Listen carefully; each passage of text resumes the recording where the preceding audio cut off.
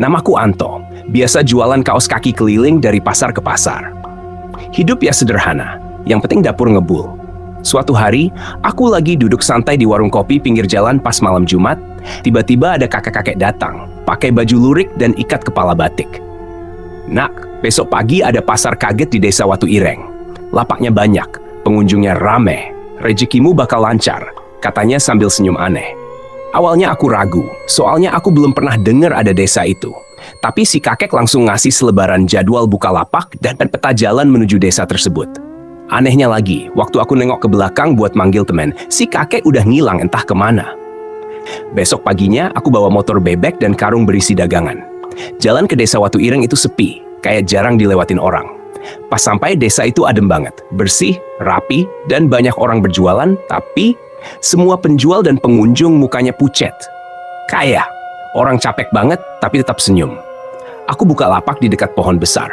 Aneh, barang daganganku laku keras. Orang-orang ngantri beli kaos kaki kayak lagi rebutan sembako. Tapi pas aku mau nerima duit, kertas uangnya dingin dan berbau tanah basah. Aku pikir mungkin karena udara pagi. Jam 10 siang, tiba-tiba semua pengunjung langsung berhenti. Sunyi. Mereka nengok ke arah tengah lapangan. Di sana, ada sosok tinggi besar pakai jubah hitam. Matanya merah menyala. Semua langsung membungkuk hormat. Aku gemeteran. Mau kabur, tapi kakiku berat payah ditahan. Sosok itu jalan ke arahku, terus ngomong pakai suara berat. Selamat datang, penjual baru. Kau diterima di pasar kami. Mulai sekarang, kau tak boleh kembali ke dunia manusia. Waduh, ini apaan? Aku langsung lempar semua dagangan dan lari ke motor. Tapi jalan keluar udah berubah jadi kabut putih tebal. Di tengah kabut, aku dengar suara ketawa cekikikan, suara orang menangis, dan langkah kaki tanpa arah. Aku nyaris pingsan, sampai tiba-tiba ada suara azan dari kejauhan. Kabut itu perlahan menghilang. Aku udah ada di pinggir jalan dekat warung tempat aku ngopi malam sebelumnya. Badanku lemas, napas ngos-ngosan, karung daganganku kosong. Uang hasil jualan berubah jadi daun kering semua. Sejak saat itu, aku nggak pernah mau jualan kalau ada undangan aneh-aneh. Dan anehnya lagi, kakek lurik itu pernah terlihat lagi di pasar, ngasih selebaran ke pedagang lain. Dan satu pesan dariku, kalau ada yang ngundang buka lapak ke tempat yang nggak ada di peta, jangan ikut-ikutan. Bisa-bisa kamu juga nggak balik. Setelah kejadian itu, aku sempat demam 3 hari 3 malam. Badanku panas dingin, tapi dokter bilang nggak ada apa-apa. Cuma kata tetanggaku yang bisa ngeliat, aku kayak habis masuk ke dimensi lain. Dan katanya, energi dari pasar itu masih nempel di tubuhku. Aku cuek aja, mikir mungkin cuma sugesti. Tapi kejadian aneh makin sering terjadi. Suatu malam, aku dengar suara orang ngobrol di depan rumah. Padahal aku tinggal di gang buntu, dan waktu itu udah jam 2 pagi. Pas aku intip dari jendela, aku ngeliat lapakku. Iya, lapak daganganku yang biasa aku bawa keliling, ada di tengah jalan depan rumah. Terang banget, kayak ada cahaya dari lampu pasar. Orang-orang aneh berdiri ngelilingin, beli kaos kaki sambil senyum-senyum sendiri. Ada yang kepalanya miring, ada yang kakinya kebalik, ada yang badannya setengah transparan. Aku mundur, nutup gorden, jantungku hampir copot. Tapi tiba-tiba, tok, ada yang ngetok pintu. Aku diem nahan napas. Tapi ketokan itu makin keras, makin cepet. Aku udah mau baca doa, tiba-tiba suara itu berhenti. Sepi. Aku ngintip lagi pelan-pelan. Semua udah nggak ada. Tapi di depan rumahku ada satu kaos kaki tergantung di gagang pintu. Kaos kaki yang aku jual. Dan lebih aneh lagi, besoknya aku dapat kabar. Salah satu temanku, si Darto, yang sempat aku lihat ngobrol sama kakek lurik itu, hilang. Gak ada kabar. Waktu aku tanya-tanya ke istrinya, katanya Darto berangkat subuh mau buka lapak ke desa Watu Ireng. Jantungku langsung deg-degan. Aku coba cari jalannya lagi, tapi aneh. Desa itu nggak bisa ditemukan lagi. Jalannya berubah, seperti hutan semak belukar, dan warga sekitar bilang nggak ada tuh desa di arah situ. Dulu memang ada kampung, tapi udah hilang ditelan tanah waktu longsor tahun 60-an. Jadi selama ini, aku kemana? Semenjak itu, aku sering didatangi mimpi. Dalam mimpi, aku jualan di pasar yang sama. Tapi makin lama, pengunjungnya makin aneh. Ada yang nggak punya wajah, ada yang jalan melayang, dan semuanya terus bilang kalimat yang sama. Kau belum bayar tempat. Aku udah ke dukun, ustaz, bahkan orang pintar di luar kota. Semuanya bilang, aku udah terikat. Tapi ada satu orang tua yang bilang, satu-satunya cara keluar dari jerat itu adalah serahkan pengganti. Maksudnya, aku harus ngasih orang lain buat gantiin aku di pasar itu. Aku nggak sanggup. Tapi tiap malam suara itu makin kenceng, Lapak misterius itu makin sering muncul di depan rumah. Sampai akhirnya, satu malam, aku lihat seseorang lagi ngobrol sama si kakek lurik di warung kopi yang sama dulu. Aku kenal orang itu, anak tetanggaku, baru mulai usaha jualan pakaian. Aku harus milih kawan, nyerahin dia, atau hidupku terus diganggu dan suatu saat aku dijemput lagi buat selamanya jadi pedagang di dunia mereka. Sampai sekarang, aku masih mikir, apa aku tega? Tapi waktu aku nulis cerita ini, ada suara ketok pintu dari luar. Dan kaos kaki itu sudah kembali tergantung di gagang pintu rumahku. Ketokan itu makin keras. Aku coba tahan napas, tapi getaran dari pintu seperti maksa aku buat ngebuka. Dengan tangan gemetar, aku pelan-pelan dekati pintu. Di luar sunyi banget. Gak ada suara motor, gak ada jangkrik. Waktu aku intip dari celah, si kakek lurik itu berdiri di depan rumahku. Dia senyum, matanya kosong, kayak nembus ke dalam dadaku. Kau belum bayar sewa lapak, hari ini jatuh tempo, katanya pelan, tapi suaranya menggema langsung ke dalam kepala. Aku mundur, panik. Kuambil semua barang-barang dagangan, kubakar di halaman, kaos kaki, karung, rak lipat semuanya. Asap tebal langsung naik, dan anehnya, di tengah kobaran api, aku lihat sosok-sosok pasar itu. Mereka muncul dalam asap. Mereka menjerit seperti marah. Tiba-tiba langit gelap, angin kencang nyeret pohon depan rumah sampai miring. Dari balik asap muncul gerbang. Kayak portal menuju pasar itu lagi. Aku udah nggak bisa ngelawan. Kakek lurik itu berdiri di dekat gerbang, manggil aku pelan-pelan. Tapi sebelum aku ngelangkah, suara dari belakang bikin aku merinding. Jangan ikut. Itu suara Darto, temanku yang hilang. Aku nengok, dan dia berdiri di pojok pagar rumah. Mukanya pucat, matanya kosong, tapi dia geleng-geleng. Aku nyesel, toh. Jangan kayak aku. Jangan serahkan siapapun, kita masih bisa kabur. Aku bingung, tapi gimana caranya? Aku udah diikat. Darto nunjuk ke bawah, ke dalam api. Di sana, aku lihat kitab lusuh yang muncul dari abu. Di sampulnya tertulis aksara Jawa kuno, tapi entah kenapa aku bisa baca. Pemutus ikatan lapak gaib, syarat, pintu terlarang harus ditutup dengan darah sendiri. Tanpa pikir panjang, aku sobek telapak tanganku pakai pecahan kaca dan kulumuri pintu rumahku dengan darah itu sambil baca ayat-ayat yang diajarin Ustaz dulu. Teriakan dari arah gerbang makin keras. Kakek lurik itu terbakar. Sosok-sosok pasar lenyap dalam kabut hitam. Lalu, semuanya hening. Aku pingsan. Pas sadar, aku udah ada di ruang tamu dan semua kembali normal. Tapi ada bekas luka di pintu rumah, bentuk telapak tanganku yang berdarah. Sampai sekarang nggak bisa hilang. Beberapa hari kemudian, rumah tetanggaku kosong. Anaknya yang aku lihat ngobrol sama kakek lurik, hilang. Dan di pojok gang, tiap malam Jumat, sering ada suara orang nawarin dagangan. Kaos kaki, 1003. Padahal nggak ada siapa-siapa di sana. Penutup. Jadi kalau kalian lagi iseng cari rezeki tambahan dan ada yang ngundang buka lapak ke tempat asing, apalagi yang nggak ada di GPS. Ingat cerita ini. Rezeki memang nggak salah alamat, tapi bisa aja nyasar ke dunia yang nggak seharusnya. Aku kira semuanya selesai setelah insiden itu. Tapi ternyata, beberapa minggu setelah semuanya tenang, aku mulai mimpi aneh lagi. Tapi kali ini bukan soal pasar gaib. Di dalam mimpi, aku jalan di lorong sempit dan gelap, dan di ujungnya selalu ada pintu kayu tua dengan lambang kaos kaki terbakar. Saat aku hampir membukanya, selalu ada suara dari belakang. Jangan, toh, pintu itu bukan untuk manusia. Suara Darto. Dan tiap aku bangun, telapak kakiku selalu kotor seperti habis jalan di tanah basah. Padahal aku tidur di atas kasur. Puncaknya, malam Jumat kemarin, aku terbangun ada orang tertawa di ruang tamu. Kukira maling, aku ambil pisau dapur dan pelan-pelan ke sana. Pas aku nyalain lampu, TV menyala sendiri, menampilkan gambar pasar gelap yang aku kenal. Tapi kali ini bukan aku yang jualan. Itu Darto. Dia duduk di lapak, wajahnya kosong. Tapi yang bikin aku merinding, di belakang Darto ada makhluk besar, kayak bayangan, berdiri tinggi dengan wajah mirip aku. Dan saat aku mendekat ke layar, bayangan itu menoleh dan senyum ke arahku. Lalu, listrik padam. Besok paginya aku ke rumah Darto. Tapi rumah itu udah ditinggalin. Kata RT setempat, keluarga Darto pindah diam-diam setelah dia hilang. Rumahnya dijual murah, tapi nggak ada yang berani nempatin. Katanya malam-malam sering terdengar suara orang jualan dari dalam rumah kosong itu. Aku mulai sadar, ikatan pasar itu belum sepenuhnya putus. Darahku mungkin menutup gerbangnya, tapi aku masih dibayang-bayangi karena pernah terikat perjanjian gaib. Akhirnya aku mutusin untuk pergi ke orang pintar terakhir yang tinggal di kaki Gunung Lawu. Orang tua itu cuma bilang satu kalimat. Gerbang memang tertutup, Tapi lubangnya belum ditimbun.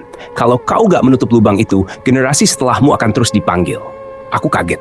Maksudnya keluargaku?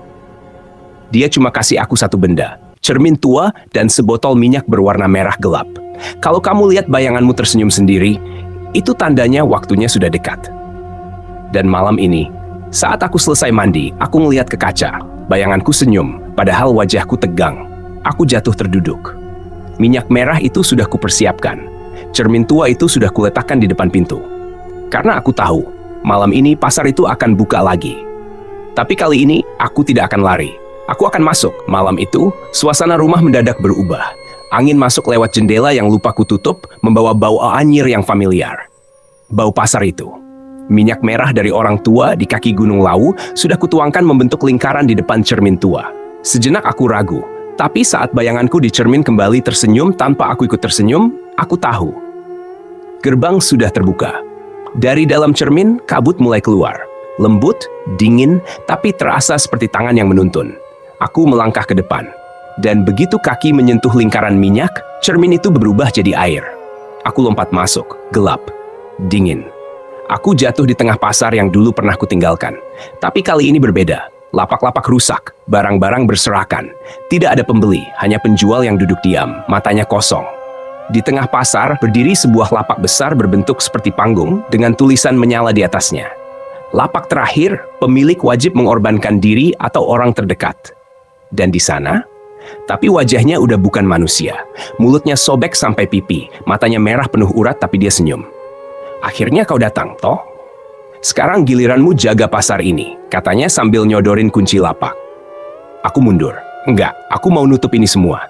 Gak ada yang perlu dikorbankan lagi. Darto tertawa keras. Lapak-lapak di sekeliling mulai hidup. Penjual-penjual bangkit. Semuanya menatap ke arahku. Mereka bukan manusia. Mereka dulunya juga pernah buka lapak. Mereka semua gagal kabur. Aku lemparkan minyak merah ke tengah panggung. Api langsung menjalar, tapi pasar itu nggak terbakar, malah marah. Tanah retak. Sosok-sosok tinggi muncul dari bawah. Dan saat aku pikir semuanya udah habis, aku teringat satu hal. Kitab yang dulu muncul dari abu. Tiba-tiba, kitab itu muncul lagi. Di depan kakiku. Halaman terakhirnya terbuka. Tutup pasar dengan suara, azan atau tangisan bayi manusia. Aku bingung. Tapi di saku jaketku ada rekaman suara azan dari ponsel. Rekaman dari almarhum ayahku yang dulu sering kumainkan. Aku buka suara penuh, pasar menggeliat, lapak-lapak meleleh. Darto menjerit, lalu wajahnya kembali seperti dulu. Matanya berkaca-kaca. Oh, maafin gue, katanya sebelum tubuhnya hilang dalam cahaya. Semuanya gelap. Aku bangun di depan rumah. Cermin tua itu pecah. Minyak merah mengering.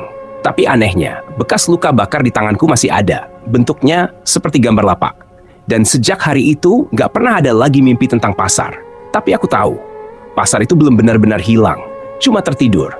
Menunggu ada manusia baru yang tergoda cuan dari dunia lain. Setelah kejadian itu, aku mulai hidup normal lagi. Gak ada mimpi aneh, gak ada suara pasar, gak ada bayangan di cermin yang senyum sendiri. Tapi, hidup tenang itu gak bertahan lama. Tepat 7 hari setelah aku bakar lapak terakhir, aku dapat paket misterius. Gak ada nama pengirim, bungkusnya kain kafan, dan di dalamnya sebuah batu kecil berbentuk kepala kerbau. Aku langsung buang. Tapi anehnya, besoknya batu itu ada lagi di meja makan. Aku bawa ke ustadz setempat.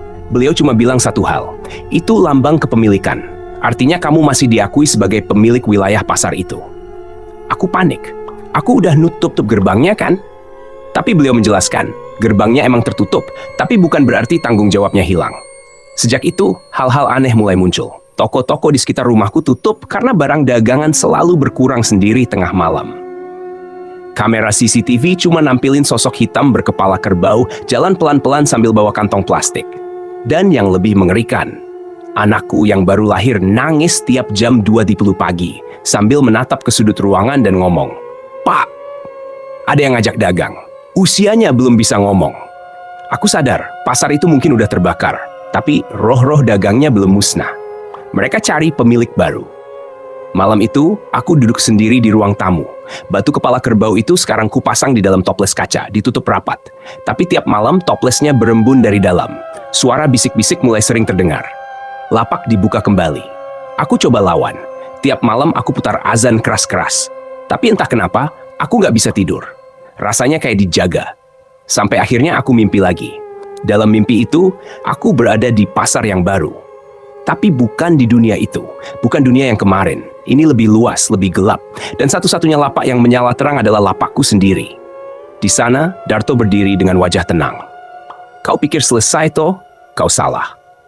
Kau bukan ditipu, kau dipilih. Aku bangun dengan keringat dingin. Dan di dinding kamarku terpampang tulisan dengan darah. Kami tunggu pembukaan lapak malam Jumat besok. Jangan ingkar. Sekarang, aku sadar. Aku bisa aja lari.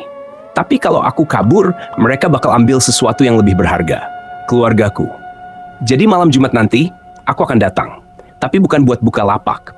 Aku akan coba musnahkan pasar itu dari akarnya. Kalau gagal, ya mungkin ini catatan terakhirku sebagai manusia. Tahun-tahun berlalu, aku tumbuh jadi orang biasa lagi. Dagang kecil-kecilan di warung pinggir jalan cukup buat makan dan sekolahin anak. Tapi ada satu hal yang gak pernah hilang. Cermin. Setiap malam Jumat Kliwon, aku mimpiin cermin bundar yang memantulkan sosokku bukan sebagai manusia, tapi sebagai makhluk tinggi berbalut kain dagang, dikelilingi api dan asap dupa. Tapi aku selalu menganggap itu mimpi biasa. Sampai akhirnya anakku Dika mulai sering bengong di depan kaca kamar mandi. Dia ngomong sendiri, "Pak, orang-orang itu baik. Mereka ngajak aku dagang juga. Katanya aku pewaris." Aku langsung panik. Aku larang Dika ngaca malam-malam. Kamar mandi aku tutup permanen. Tapi malamnya dia ketok pintu kamar sambil senyum kecil. "Pak, pasar itu kebuka lagi." Dan saat aku nengok ke belakang tubuhnya, bayangannya nggak ikut bergerak. Malam itu, aku kembali ke cermin tua yang dulu kusembunyikan di loteng. Kaca itu memang udah retak, tapi sinarnya masih hidup. Dan saat aku tatap dalam-dalam, aku nggak lihat diriku. Aku lihat Dika berdiri di tengah pasar dengan mata kosong. Pasar itu bangkit lagi. Bedanya, sekarang pasarnya lebih modern. Lampu LED, speaker muter lagu remix, dan penjual-penjual mengenakan hoodie dan jaket. Tapi mereka tetap makhluk yang sama. Roh pedagang dari berbagai alam mencari tumbal baru. Aku teriak manggil Dika, tapi dia nggak dengar. Sosok besar itu muncul lagi, kali ini berdiri di belakang anakku. "Kau tutup satu pasar, tapi warisanmu membukanya kembali. Dagang bukan sekadar jual beli, tapi pertukaran takdir. Sekarang giliran darahmu yang berjualan." Aku tahu, satu-satunya cara menghentikan semua ini adalah mengganti tumbal. Aku ambil benda terakhir yang pernah kubakar dulu. Sisa rambut anakku yang kusembunyikan di kotak kecil. Dan malam itu, aku kembali buka gerbang, masuk ke dunia mereka, dan menawarkan diriku sebagai dagangan paling mahal. "Ambil aku, jangan anakku. Akulah pemilik asli pasar ini, dan aku mau jual tubuh, jiwa, dan seluruh ingatanku." Mereka menyeringai. Sosok besar itu menjulurkan tangan. Sepakat. Cahaya meledak. Aku terlempar, aku bangun, bukan di dunia manusia, tapi di tengah pasar yang kini sunyi. Semua lapak tertutup, semua pedagang membungkuk hormat. Di depan cermin besar di ujung lorong, aku melihat diriku, bukan sebagai manusia, tapi sebagai penjaga pasar. Aku kini pemilik abadi, terkurung tapi puas. Karena di dunia nyata, Dika bangun dengan selamat. Dia lupa semua mimpinya, dan pasar itu tertutup selamanya, hanya bisa dibuka oleh satu sosok, yaitu aku.